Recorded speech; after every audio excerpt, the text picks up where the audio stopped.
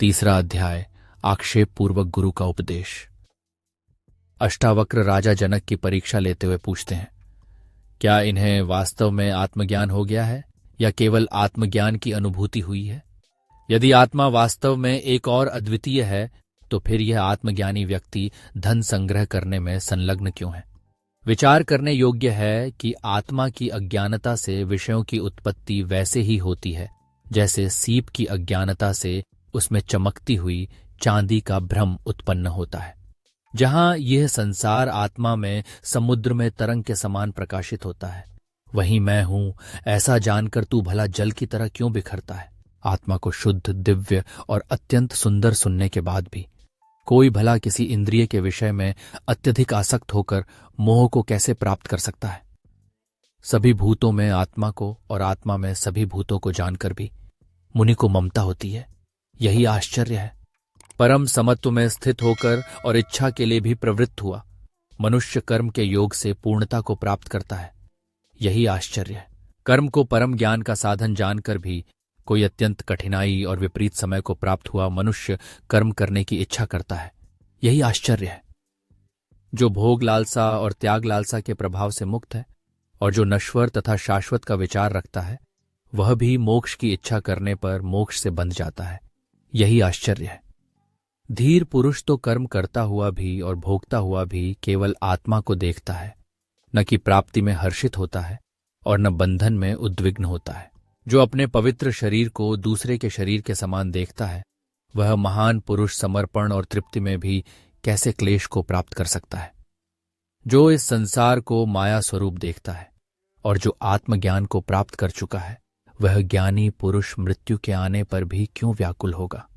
जिस महात्मा का मन वासना तथा इच्छाओं में भी लिप्त नहीं होता, उस आत्मज्ञानी पुरुष की तुलना किससे की जाए? जो जानता है कि यह दृश्य स्वाभाविक रूप से कुछ भी नहीं है, वह विवेकी पुरुष कैसे देख सकता है कि यह ग्रहण करने योग्य है और यह त्याग करने योग्य है? जिसने अंतःकरण की तृष्णा का त्याग कर दिया है और जो निरंतर निर्लिप्त एवं आशा रहित है, ऐसे पुरुष को देवोपासना से प्राप्त भोगों में न सुख है न दुहक। श्री अष्टावक्र गीता तृतीयोध्यायः समाप्तः। चौथा अध्याय, जनक का निश्चय। जनक कहते हैं, गुरु, भोग विलास के साथ खेलते हुए आत्मज्ञानी धीर पुरुष की चंचल संसार में सिर पर बोझ ढोने वाले मूढ़ पुरुषों के साथ कैसे तुलना की जा सकती है? जिस पद की इच्छा करते हुए इंद्रादि संपूर्ण देवता नतमस्तक हो रहे हैं, उसी पद पर स्थित होकर भी योगी जन हर्ष प्राप्त नहीं करते। यही वैराग्य है। उस पद को जानने वाले के विलय का संकेत वैसे ही पुण्य और पाप के साथ नहीं होता जैसे आकाश का संबंध धूल से होकर भी उसमें मिश्रित नहीं होता। जिस महान आत्मा ने इस समस्त संसार को आत्मा के रूप में जान लिया है, उस ज्ञानी को अपनी इच्छा के अनुसार आचरण करने से कौन रोक सकता है? ब्रह्म से चींटी तक 4 प्रकार के जीवों के समूह में ज्ञान की ही इच्छा और अनिच्छा को रोकने में सामर्थ्य है। कोई विरला ही आत्मा को निष्क्रिय और जगदीश्वर रूप में जानता है। वह जो इसे करने योग्य मानता है, वही इसे करता है। श्री अष्टावक्र गीता चतुर्थोध्यायः समाप्तः। पांचवां अध्याय, लय का उपदेश। अष्टावक्र राजा जनक से मोक्ष का उपाय बताते हुए कहते हैं, तुम्हारा किसी से भी संयोग नहीं है, इसलिए तुम शुद्ध हो। फिर किसका त्याग करना चाहते हो? इस प्रकार निष्काम भाव से त्याग की इच्छा करो और मोक्ष को प्राप्त हो। तुझसे संसार उत्पन्न होता है जैसे समुद्र से बुलबुला। इस प्रकार आत्मा को एक जानकर मोक्ष को प्राप्त हो। दृश्यात्मक जगत परिवर्तनशील होता हुआ भी जागृत स्फूर्ति की भांति तुझ शुद्ध के लिए नहीं है, अतः तू मोक्ष को प्राप्त हो। दुहक और सुख जिसके लिए समान है, जो पूर्ण है, जो आशा और निराशा में समान है, जो जीवन और मृत्यु में समान है, ऐसा होकर तू मोक्ष को प्राप्त हो। श्री अष्टावक्र गीता पंचमोध्यायः समाप्तः। छठा अध्याय, यथार्थ ज्ञानोपदेश। मैं आकाश के समान अनंत हूं। यह संसार बादलों के समान नश्वर है, ऐसा ज्ञान है। अतः न इसका त्याग है, न ग्रहण और न ही यत्न। मैं सागर के समान हूं। यह संसार तरंगों के समान है, ऐसा ज्ञान है। अतः न इसका त्याग है, न ग्रहण और न ही इसका प्रयास। मैं सीपी के समान हूं और संसार की कल्पना चांदी के समान है, ऐसा ज्ञान है। अतः न इसका त्याग है, न ग्रहण न ही प्रयास। मैं निश्चय ही सभी भूतों में हूं और ये सभी भूत मुझ में हैं, ऐसा ज्ञान है। अतः न इसका ग्रहण है, न त्याग न ही प्रयास। श्री अष्टावक्र गीता षष्ठोऽध्यायः समाप्तः। 7वां अध्याय, जनक का अनुभव। मैं अनंत महासागर में संसार रूपी नौका को अपनी ही विस्तृत वायु से इधर उधर चलाता हूं। मुझे अस्थिरता नहीं है। मुझ अंतहीन महासमुद्र में जगत रूपी लहर स्वभाव से उदय हो चाहे नष्ट, मेरी न वृद्धि है न हानि। मुझे अनंत आकाश के समान विचार ही इस संसार की कल्पना मात्र प्रतीत होता है। मैं पूर्णतः शांत हूं, निष्क्रिय हूं और इसी अवस्था में स्थित हूं। आत्मा किसी विषय में नहीं है और कोई विषय आत्मा में नहीं है। इस प्रकार मैं सर्वथा निष्पन्द, शून्य से परे और पूर्ण स्वतंत्र हूं और इसी अवस्था में स्थित हूं। अहो, मैं शुद्ध चेतन स्वरूप हूं। यह संसार मात्र एक जड़ प्रतिमा की भांति है।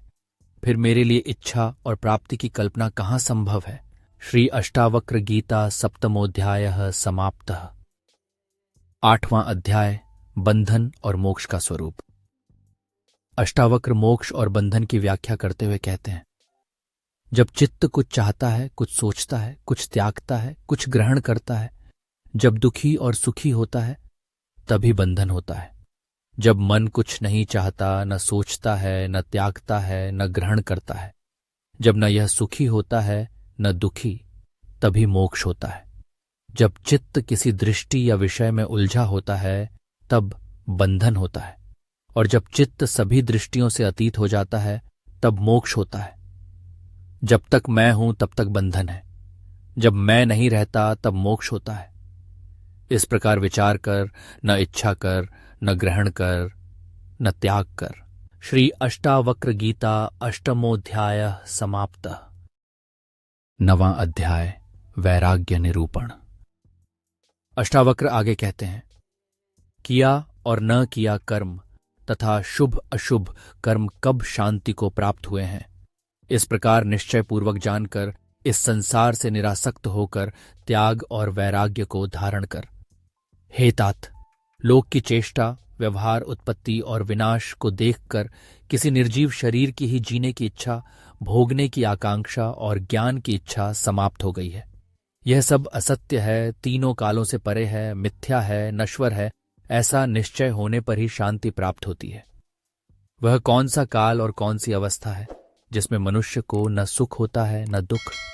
जब वह अपनी इच्छाओं को त्याग कर वस्तुओं में तृप्ति की आशा छोड़ देता है, तभी वह पूर्णता को प्राप्त करता है। महापुरुषों, योगियों और संतों के विचार भिन्न भिन्न होते हैं। इसे देखकर जो व्यक्ति इच्छाओं से मुक्त हो जाता है, वही शांति प्राप्त करता है। जो व्यक्ति इच्छा, विनम्रता और शक्ति के द्वारा आत्मा के सत्य स्वरूप को जानकर संसार में स्वयं को स्वतंत्र करता है, क्या वह योगी नहीं है?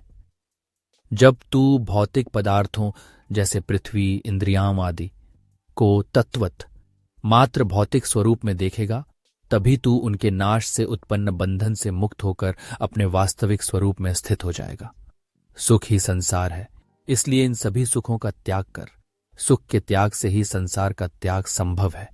अब जहां चाहो वहां स्थित रहो।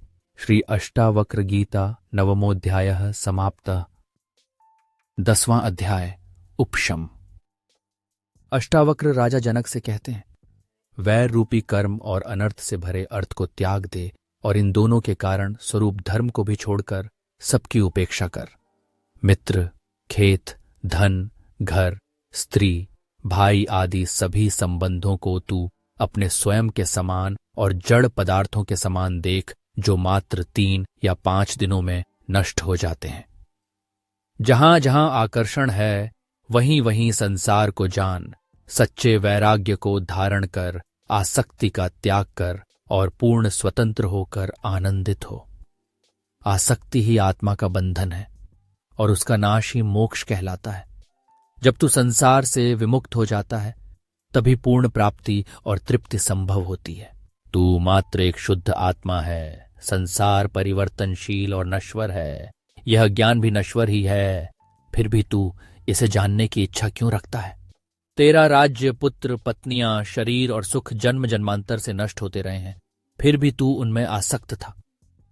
अर्थ, काम और शुभ कर्म बहुत किए जा चुके, फिर भी इनसे संसार रूपी जाल में मन की शांति प्राप्त नहीं हुई। कितने जन्मों तक तूने इस शरीर, मन और वाणी से दुखपूर्ण और श्रमपूर्ण कर्म नहीं किए। अब तो विश्राम कर, अब तो शांत हो जा। श्री अष्टावक्र गीता 10वां अध्याय समाप्त।